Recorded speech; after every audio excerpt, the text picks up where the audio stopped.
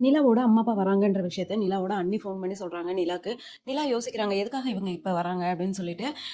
So வந்ததுக்கு அவங்க அண்ணிட்டே கேட்குறாங்க ஏன் இப்படி திடீர்னு வராங்க அப்படின்னு சொல்லி கேட்குறப்ப அவங்க அண்ணி சொல்றாங்க நீயே கேட்டு தெரிஞ்சுக்கோ நேரில் வரப்ப அப்படின்னு சொல்லி சொல்றாங்க. அப்போ வந்து சேரன் கிட்ட வந்து விஷயத்த சொல்றாங்க. இந்த மாதிரி எங்க அம்மா அப்பா வராங்கண்ணா அப்படின்னு சொன்னோன்னே வீடெல்லாம் க்ளீன் பண்றதுக்காக எழுப்பி விடுறாங்க எல்லாத்தையும். ஸோ சோழனை எழுப்பி எழுப்பி பார்க்குறாங்க எந்திரிக்கவே இல்லை. யாருன்னா வரா அப்படின்னு சொல்லிட்டு பாண்டி கேட்குறா அப்படி. அப்போ வந்துட்டு நிலாவோட அம்மா அப்பா அப்படின்னோடனே பயங்கரமா விறுவிறுப்பா எந்திரிக்கிறாங்க நம்ம சோழன். ஸோ எந்திரிச்சோன்னே கேட்குறாங்க எதுக்காக வராங்க, அவங்க தான் கோவத்தில் இருந்தாங்களே எதுக்காக வராங்க அப்படின்னு சொல்லிட்டு. சோழனுக்கு பயம் போல தெரியுது, எங்கே வந்து கூட்டிகிட்டு போயிடுவாங்களோ என்னமா, இப்போ நிலா வேற கோவத்தில் இருக்காங்களா, ஸோ கூட்டிகிட்டு போயிடுவாங்களோ என்னமோன்னு ரொம்ப பயப்படுவார் போல. ஸோ அதனால அந்த விஷயத்த கேட்குறாரு. ஸோ என்ன விஷயம் தெரில, வராங்க வராங்க அப்படின்னு சொல்லிட்டு சொல்கிறாரு.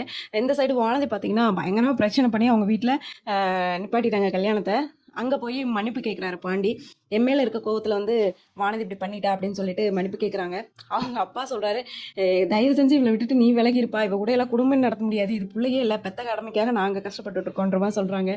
ஸோ வானதி பண்ணுற விஷயங்களும் அதே மாதிரி தான். அவங்க அம்மா அப்பா வந்து கேட்டுதான் ஒரு விஷயத்த பண்ணாங்க. ஸோ அதுலேயுமே வந்து வானதி இப்படி சொதப்புவாங்க அப்படின்னு சொல்லி அவங்க எதிர்பார்த்துருக்கவே மாட்டாங்க, ஆனால் நம்ம எதிர்பார்த்தோம். ஸோ அதுக்கப்புறம் பார்த்தீங்க அப்படின்னா ஒரு வழியாக வந்து அவங்களோட அண்ணன் வந்து கோச்சிட்டு போயிடுறாங்க. இனிமேல் உனக்கும் எனக்கு உறவே இல்லைன்ற மாதிரி சொல்லிட்டு போயிடுறாங்க வானதியால். ஸோ அவங்க அம்மா சொல்கிறாங்க என்ன பண்ணுவீங்களோ எது பண்ணுவீங்களோ தெரியாது தம்பி, 6 மாதத்துக்குள்ள இவ்வளோ கல்யாணம் பண்ணிக்கணுன்ற மாதிரி ஒரு கண்டிஷன் ஒன்று போடுறாங்க.